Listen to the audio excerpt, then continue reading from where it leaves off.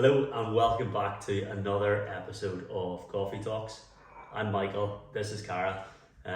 We chat all things health and performance. So our four big topics are always the same: training, nutrition, performance and lifestyle. And the goal is that in these conversations we help you elevate your performance. So with that said, let's go.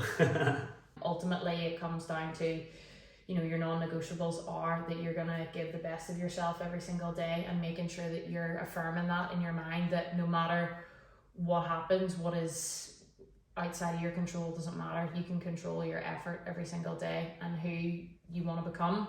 Let's say you are someone who dabbles with the gym. You're not really committed. You go every so often. You sort of faff about. You don't really know what you're doing. You don't follow a program, but it is somewhere in there, as part of your routine.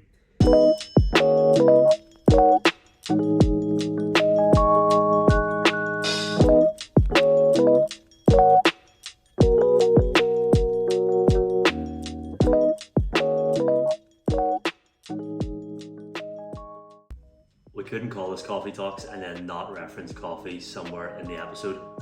Every month we're going to tell you what we're drinking and why we think you should drink it too. This month's featured coffee is from Process, a roaster based in Belfast, which we love.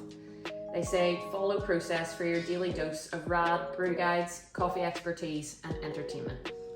Having just moved to England, it's really nice to bring a little piece of home with us. So head to process.coffee and check out their coffee, check out their merch and get involved. So last time, if you were with us for episode 2, we talked about why mainstay, and we asked you what are the mainstays within your life. So building on from that a little bit today, we want to talk about habits, because we believe that those habits, those daily routines are what drives you to, or what you build your mainstay upon. So we love a definition. At this point, we love a definition. So we're going to define a habit. So a habit is defined as routine behaviours that are repeated, usually subconsciously. So from that then, we're going to talk about some of our daily habits. Yeah, let's go with yours. Okay. So one that I have really kind of tried to focus in on more so recently has been my daily walk to training.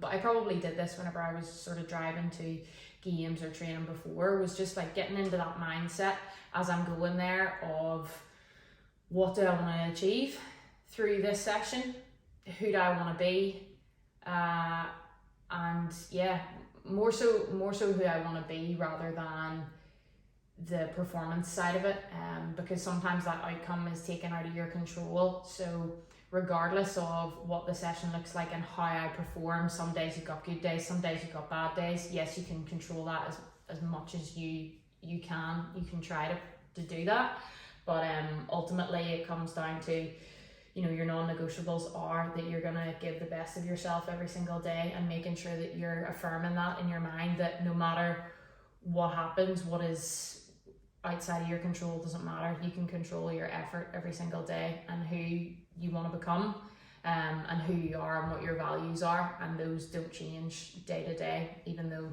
the session will. So interestingly on that, you've gone straight ahead with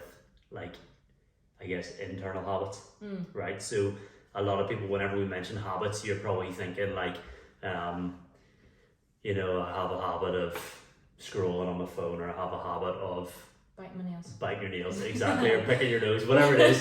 But straight away, Cara's gone to something internal, and that's quite interesting, because knowing who she is as a person, it's very clear to me that when she is when you are on your walk, it's not just, you're not just walking with nothing going on in your head, you're actually visualizing something. And you said it as well, you used the word affirming, which I love. So those are two massive things, so visualization and affirmation. And interestingly, so visualization, first of all, is creating an image in your head of how you want something to kind of play out. When you're a kid, they probably called it imagination, but that's exactly, that's what it is, right? And affirmation is just like, I guess, repeating the truth to yourself. Sometimes that's a truth that you believe, sometimes that is an actual truth, right? Yeah. And so that's those two things, like as habits for you, are massive because they shape who you are as an athlete, but also as a person, right? So I guess to dive deeper into that, like if we take two players, so you and then someone else in your team, you don't have to think of who it is, right? Do you think your two walks to training are exactly the same? Like, do you think what's going on in your head is the exact same as what's going on in someone else's head? No. So think of anyone and what do you think could be going on in someone else's head? I mean, I look at other people that are walking down the street. Sometimes I'll bump into teammates going to training and they're maybe listening to music, or maybe they are scrolling on their phone. And I'm not saying that is right or wrong. Totally. And I think we'll dive into this in a little bit as well, but I think we have to get away from classing things as good habits and bad habits, and maybe reframe how we look at that, because something that is deemed as a good habit for someone might not necessarily work in a context for someone else. Right. So yeah, you're actually taking one line. The line that I would probably go down here is actually what you're doing is creating who you are, right? So we are what we repeatedly do. Someone smarter than us said that years ago.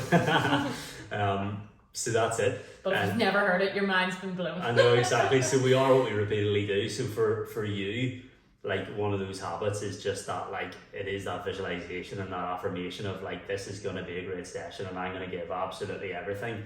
But for someone else, what they're doing, their preparation is, it's listening to music, and their intent is slightly different. So when you get onto the pitch, you're probably just ready to go, right? Because you've already thought ahead, and so your habits have led you to that point, whereas someone else might be coming in, listening to music, no problem at all, but it takes them a little bit of time to warm up and get going. Do you see what I mean? Yeah. And so that kind of, I guess what I say, like we are what we repeatedly do. Like if you're constantly thinking in that kind of like positive or affirmational kind of way, then you're probably going to get closer to your goal faster, right? And that kind of leads us on to something like really cool. I guess when it comes to forming habits, especially when it comes to health and performance, a lot of us need to kind of go through like behavioral changes, right? So like not everybody is set up to be the best that they can be right now, but there's no reason why you can't be. So for Cara as an elite athlete, or for me as an everyday athlete, what we do day to day impacts our result or our end goals, how we kind of close in on those. So if there's things that you're doing that maybe aren't taking you towards, like closer towards your end goal as an elite athlete, then you got to change your behaviors, you got to change your habits, right? I read a book recently, it's called Atomic Habits by James Clear. He's a really great author, really great public speaker as well. And I know you've heard him on some podcasts as well. But he talks in his book about the 4 laws of behavior change, and the 4 laws are you got to make something obvious, you got to make it attractive, you got to make it easy, and you got to make it satisfying.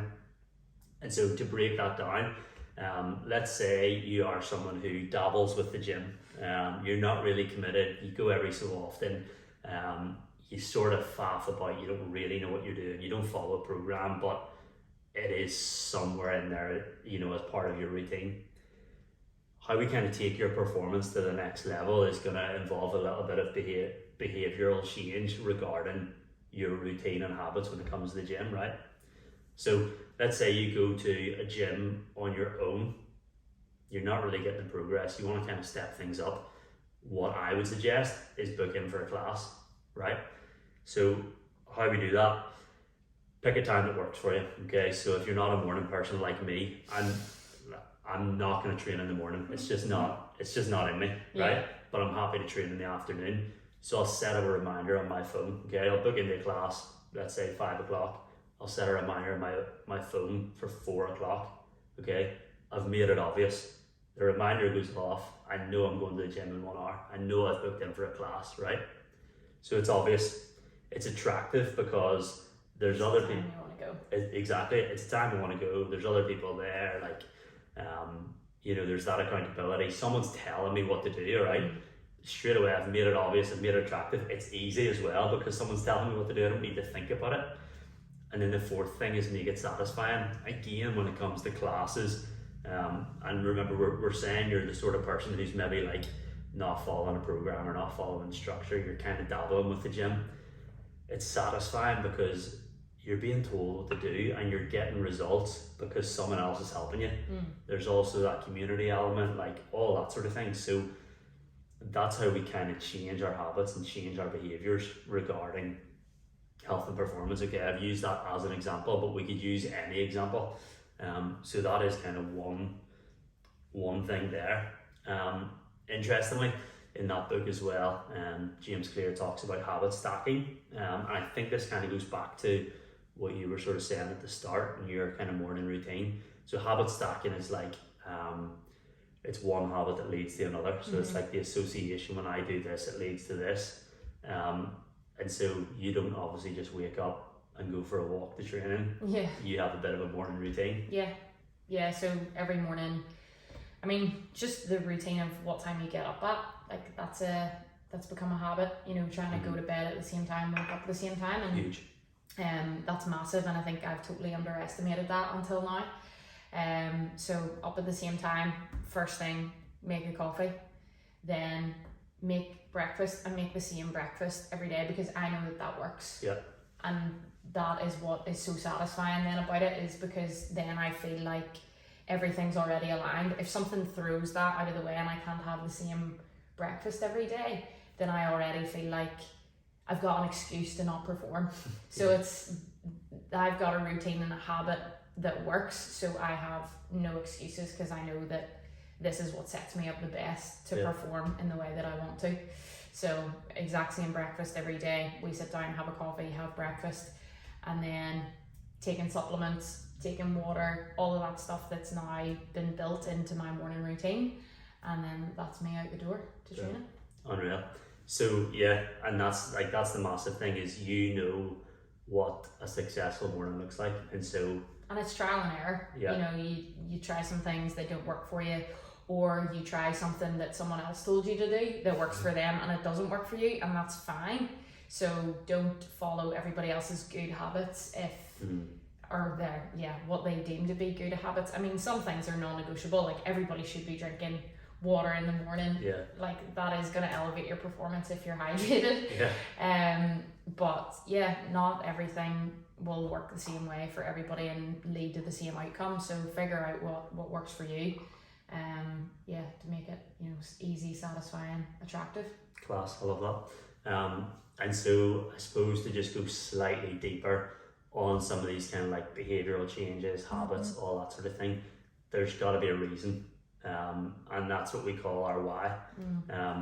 So for you, like, it's a case of you want to be the best athlete you can possibly be. You want to achieve your full potential, right? And so that's your why, and so that's why, I guess, like, your morning routine is X, Y, and Z, and if you deviate from that, it takes you further away from achieving your full potential. And so that's always an important thing to ask yourself, is like, why do I want to add this new habit, or why do I want to like change my routine, or why do I? And those reasons are generally very intrinsic, and you might have to do a bit of digging and figuring all that stuff out. But I would encourage you, every time that you do make a change to guess elevate your performance or take you closer to where you want to be, like, ask yourself, why am I doing this? And generally you'll get a pretty good answer. I guess it's easier for me, or from the outside looking in, it looks like, okay, you do all of those things because you are looking to perform every single day from a physical perspective. But for somebody like you, what are those reasons, for you? And we want to make sure that people don't just look at this as like an elite, from an elite perspective. I think for me, it's a case of, like, I've trained at a high level for competition, and I don't do that anymore. But I think for me, it's a case of, I know that, let's use exercise as an example. Like I can't outwork a bad diet, right? I can't outwork stress. I can't outwork poor relationships.